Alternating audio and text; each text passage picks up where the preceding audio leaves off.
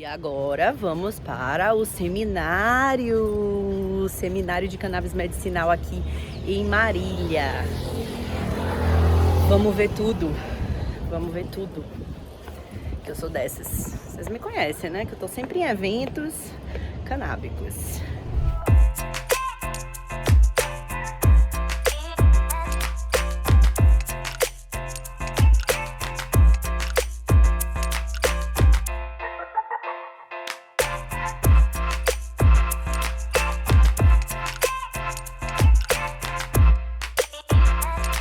Já começou, claro, e eu tenho que vir fazer a mídia para vocês desse segundo seminário que está acontecendo aqui em Marília, no Centro-Oeste Paulista.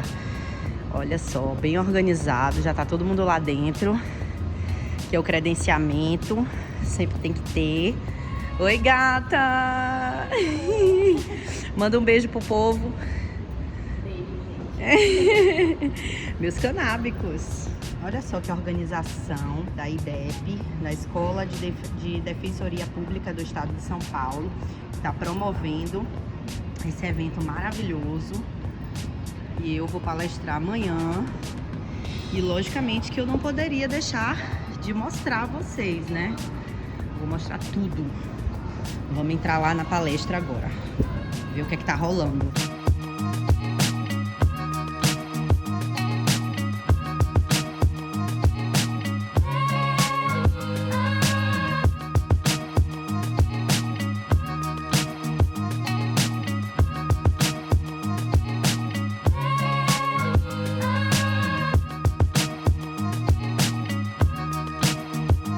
Norma moral de proibição geral das drogas. E existe uma tese exculpante, que é a chamada inexigibilidade de conduta diversa, que é muito... ela tem um quê simbólico, e eu sei que Nayara discute, eu sei que dói isso, mas é uma coisa que tinha que discutir a fundo, talvez grupos de pesquisa de gênero devessem discutir isso mais a fundo, que é como a inexigibilidade de conduta diversa é caracterizada nessa questão sempre a partir da figura da mãe. Uma mãe doadora, uma mãe que se auto-anula, e ela é sempre construída numa noção que, em geral, ela vai com essa frase nas decisões, que é assim: qualquer mãe faria isso pelo seu filho. E é muito curioso pensar o quanto de gênero, o quanto de política tem impregnado nisso, que não seria qualquer pai deveria fazer isso, ou qualquer pessoa deveria fazer isso pela outra. Entende? O quanto que essa figura da mãe não é uma mãe Maria, uma mãe no sentido da mãe beata, da mãe divina, que não pode nem transar com José para nascer um filho salvador e mágico e divino. Entende? Até esse filho tem que vir de algo que não é humano. É essa figura que é protegida de uma certa forma, né? Enfim, o que nós podemos dizer a partir disso, dessas teses, e como elas funcionam para uns e não funcionam para outros, né? E ainda sobre algumas decisões. Um primeiro aspecto para dizer sobre isso é que isso só consegue ser protegido se ele está no âmbito do próprio domicílio. É importante dizer isso porque existe uma longa luta de defensores, e aqui quero dizer de defensores, advogados e defensores públicos, para proteger o domicílio das pessoas, a casa das pessoas. Este estado em que nós estamos talvez seja o pior de todos eles nesse sentido, né? O Rio de Janeiro é caricaturizado na televisão, nas rádios e na mídia por muito tempo, e ainda é como talvez um dos grandes polos de invasão de domicílios, porque são os grandes complexos de pobreza, os grandes bolsões de pobreza que nós denominamos de favelas, mas o estado de São Paulo ainda é o estado que mais invade a casa das pessoas com o pé na porta e arma na cara. E é esse tipo de construção de que a Constituição diz: a casa é o asilo inviolável das pessoas, ela é o espaço da intimidade e da privacidade. E por que eu gosto de ressaltar isso? Porque há uma decisão num país nosso vizinho, a Argentina, já há bastante tempo, que diz que aquilo que as pessoas fazem em casa não diz respeito ao Estado, não diz respeito à sociedade. E basicamente a descriminalização da maconha, com o caso de um casal de professores que plantava maconha em casa e que chegou até o Supremo Tribunal Federal da Argentina, né, até a Corte Suprema da Argentina, a conclusão é exatamente isso. Eles estavam na casa deles, o vizinho teve que subir no muro e olhar para dentro da casa deles para ver que eles estavam plantando maconha. Não interessa, na hora que o vizinho olhou por cima do portão da casa deles, eles estavam fazendo isso lá sem incomodar ninguém, Isso não é nenhum tipo de crime, isso não tem nenhuma ilegalidade. Como é no cultivo da Bracamédia hoje. Isso aí é o começo lá em casa ainda. A gente começou, a gente teve um HC, a gente começou em casa. A gente fez mais tudo no corredor, né? Na GAMB. Esse é o pai, é o paciente.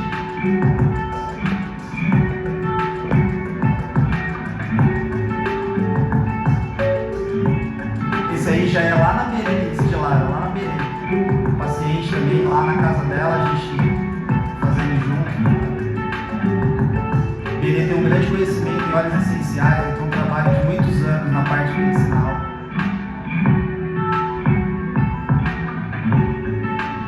Essa é o início da nossa estufinha lá.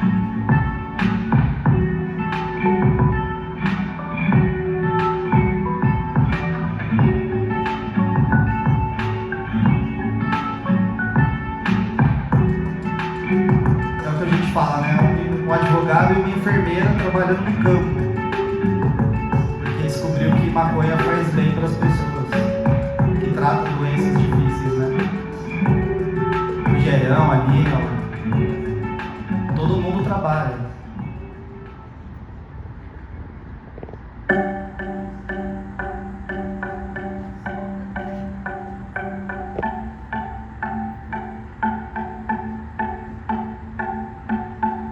São adaptações que a gente teve que fazer nesse local, né, para poder acomodar nosso laboratório.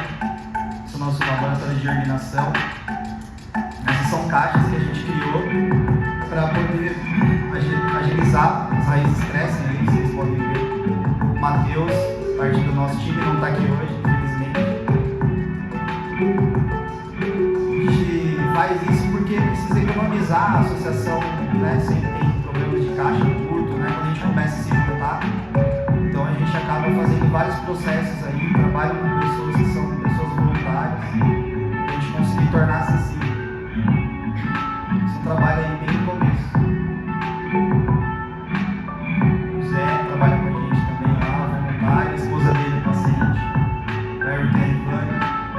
São técnicos, uma é bióloga e ele é técnico agrícola, pessoas que ajudaram muito a gente na Bracamédia também. Essa bota com essa meia estranha vocês não reparam, não, viu?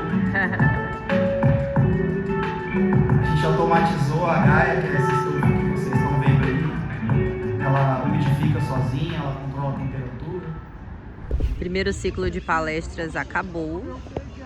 E aqui tá rolando aqui fora uma feirinha muito interessante com várias coisinhas. Vou mostrar pra vocês. Plantinhas para quem quiser levar para casa. Olha que legal. Tem que ter, né? Tem que ter os brechóis. Tem que ter tudo para completar o evento. Nossa, que delícia. Vários pães. Ai, se eu morasse aqui eu ia levar tudo. Olha, que lindas roupinhas. Aqui tá a galera inteira aqui. Nossa, que vontade de levar tudo pra casa. Gente, olha só, que perfeito. Nossa, essa galera tá empolgada aqui. Nós começamos a tentar dar eventos. Ai, minha amiga. Olha que legal essa feirinha, gente. Tem de tudo. Olha, biscoito, pão, artigos de Natal. Que feirinha linda, adorei. Olha, coisas da Bar.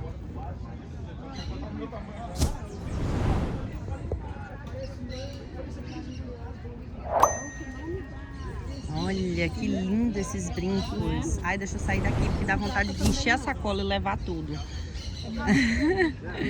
Olha só. Devendo e luxando. Adorei.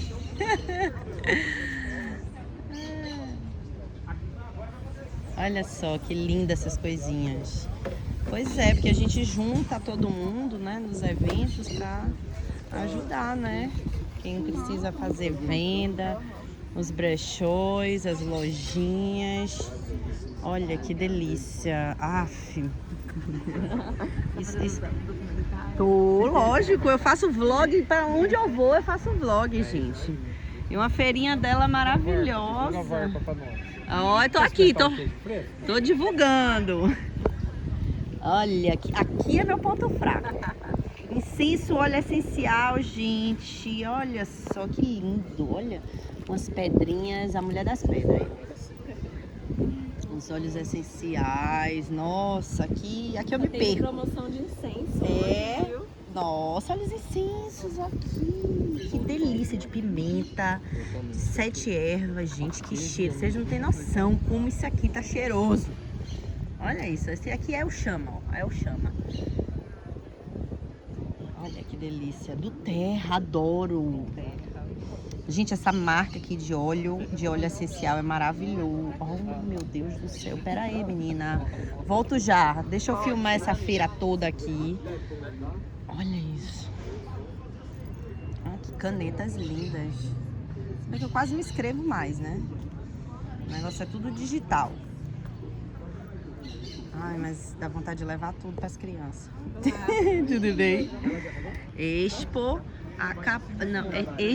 Acapulco Marília. Que interessante. Vocês sempre fazem essas feirinhas? Sempre. Maravilha. E eu gosto, vai sair tudo no meu vlog, Segue né? a gente, Grita Fina Papelaria no Instagram, a gente Show. manda pro Brasil todo. Olha aí, ó, tá vendo, gente? Já sabem. Olha só as coisinhas, que lindas. Já quero, me dá. Manda um beijo aí pros enfercanábicos. Beijos pra vocês, segue a gente lá no Grita Fina Papelaria. Gratidão, obrigada, ó. Cartãozinho dela aqui. Escrita fina, pra quem quiser, já sabe. Gratidão.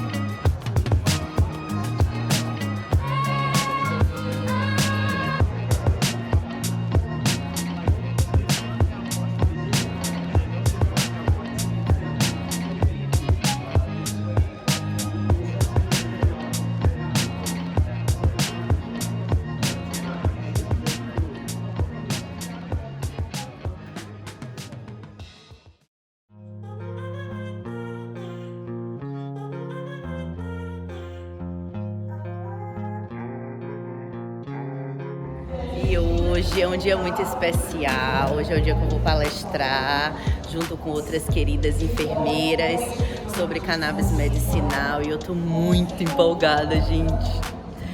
E logicamente que eu vou deixar um pouquinho aqui de conteúdo pra vocês, né? Vou ter que pedir alguém pra filmar, porque eu vou estar lá no palco. Vou mostrar um pouquinho como está hoje, aqui já cheguei atrasada, né? Mas minha palestra é mais tarde e vou mostrar pra vocês tudo, não percam nada. E é isso aí. Tamo junto, meus canábicos. Ai, tô ansiosa. Ainda a proposta de número 12 que foi aprovada, porque eu bato firme na questão do comitê, porque nesse comitê Nayara, eu chamo maravilhosa, Ministério enfermeira. Público, Defensoria Pública, eu chamo o Judiciário, eu chamo todas as entidades, eu chamo todos os conselhos, eu chamo a Câmara, eu chamo o Executivo. Porque eu acredito que essa sim é uma pauta que todo mundo precisa assumir responsabilidade. Principalmente porque tem muita criança, inclusive, deixando de morrer porque está tendo essa possibilidade de tratamento a duras penas em Marília.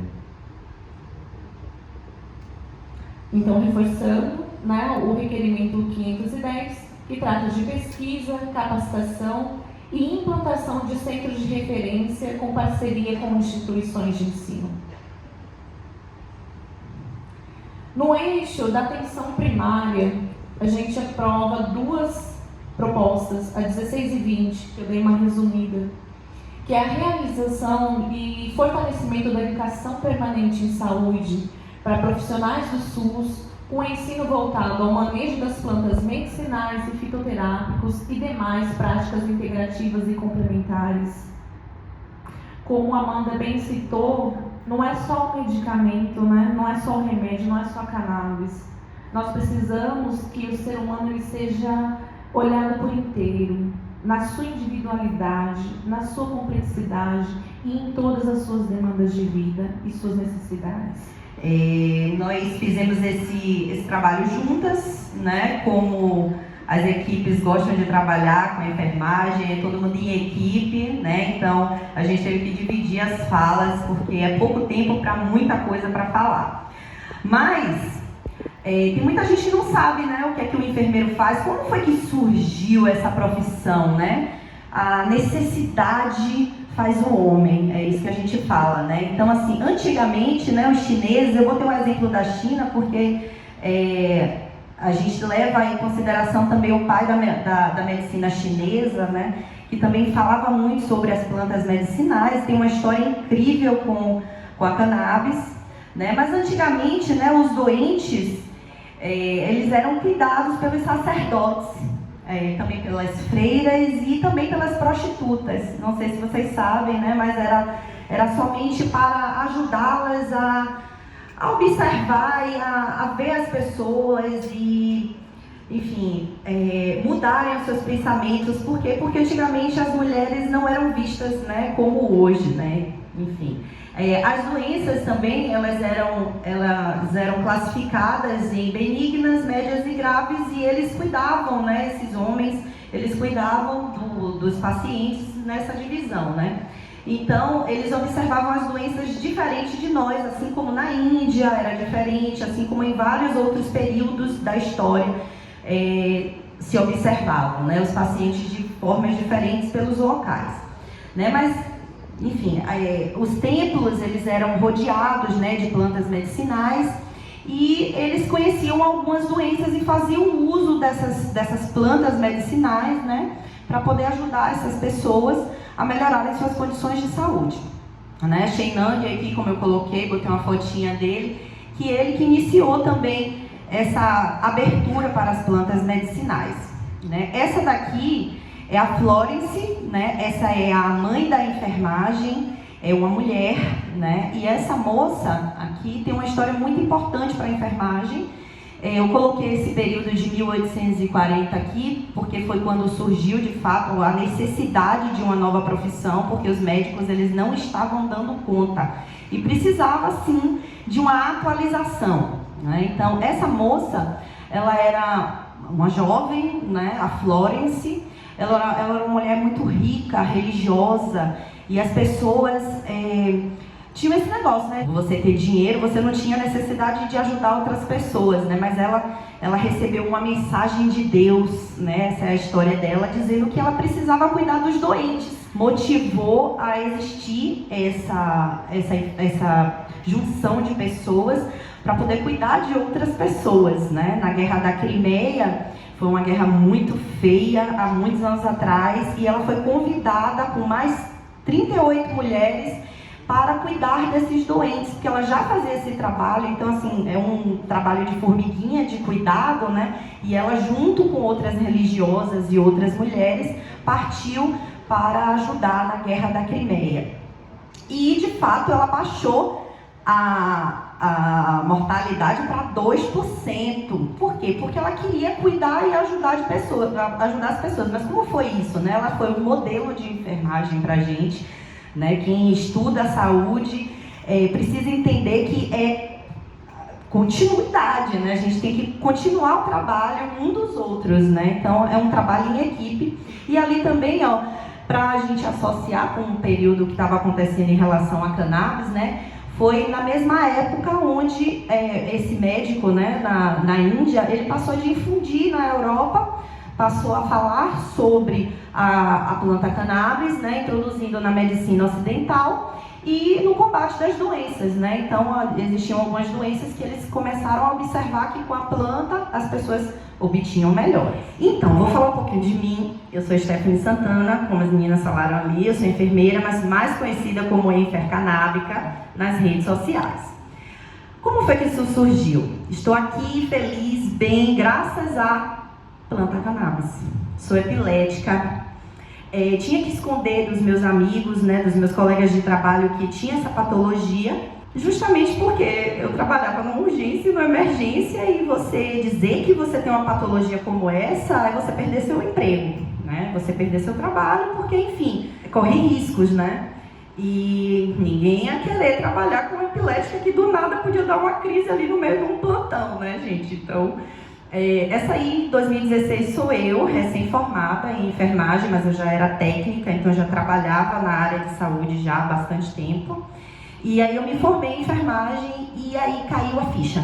Nossa, no que é que eu quero me especializar? Porque assim como tem médicos de várias especialidades, nós enfermeiros podemos atuar em 60 áreas. Então assim, meu Deus, o que é que eu quero? Só que aí foi num período bem difícil da minha vida. Eu estava passando por um divórcio, eu estava muito estressada, eu tenho 2 filhos, o Rafik e o Said, e eu tive uma crise muito forte nessa época, porque, para quem não sabe, né, a gente pode desencadear crises por causa do estresse. Então eu tinha plantão, eu tinha faculdade, eu tinha meus filhos, eu estava passando por um divórcio e eu estava tendo crises direto. Então estava bem difícil de esconder isso da minha família, dos meus amigos, né? Minha família, algumas pessoas sabiam. Num belo dia, eu indo levar meus filhos na escola, parecia um dia normal, mas não foi.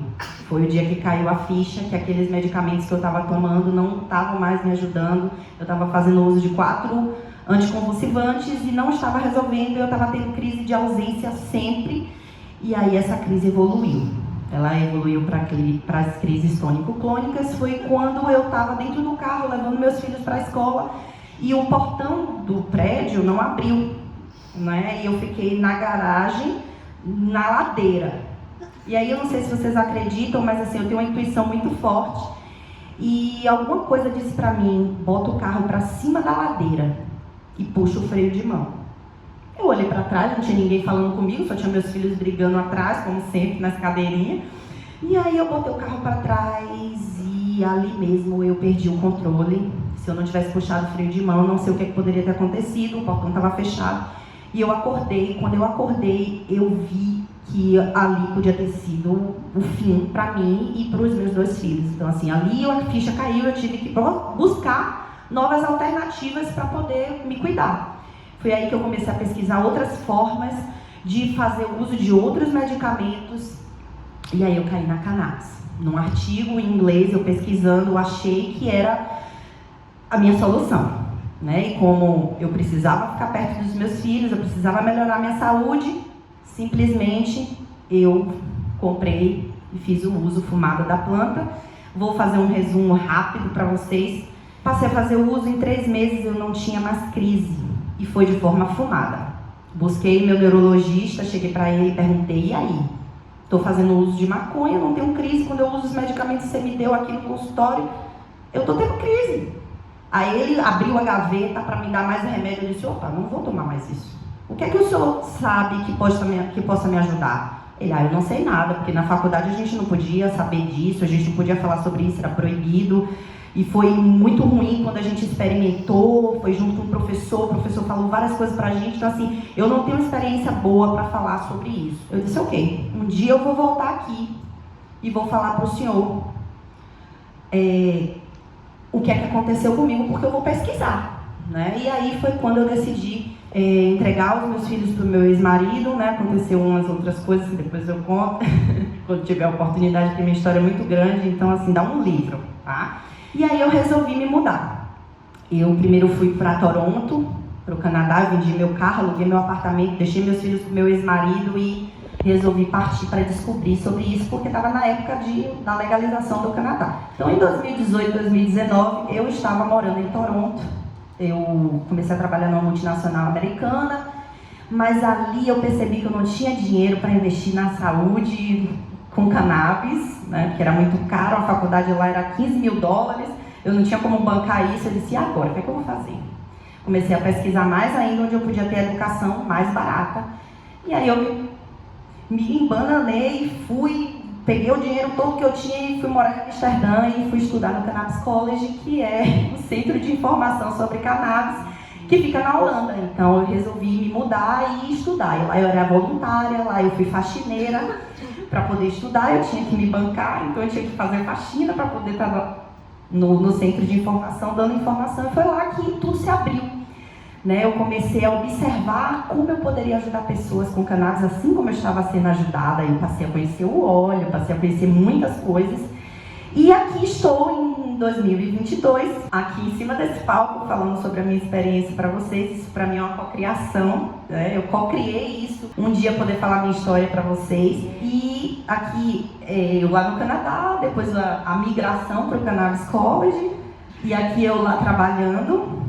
Eu ficava num balcão, também ajudava as pessoas a entenderem sobre os tricomas, sobre todas as substâncias da planta, como fazer o uso, era uma redução de danos para que esses turistas, para que essas pessoas entendessem a cannabis de outra forma, não de uma forma somente recreativa, porque a gente sabe que recreativo também é medicinal, mas as pessoas estavam em busca de se divertir, sem saber quais eram as substâncias, o que elas poderiam fazer, também quando voltassem para casa, porque elas estavam em busca de se divertir, mas lá a gente também dava educação continuada para essas pessoas, E aí foi onde entrou o empreendedorismo. Eu peguei uma pandemia, o início da pandemia lá na Europa, e resolvi voltar para casa. Então eu fiquei achando que, nossa, o que é que eu vou fazer? Como eu vou ajudar as pessoas do meu país? Porque eu sabia que eu tinha uma missão aqui.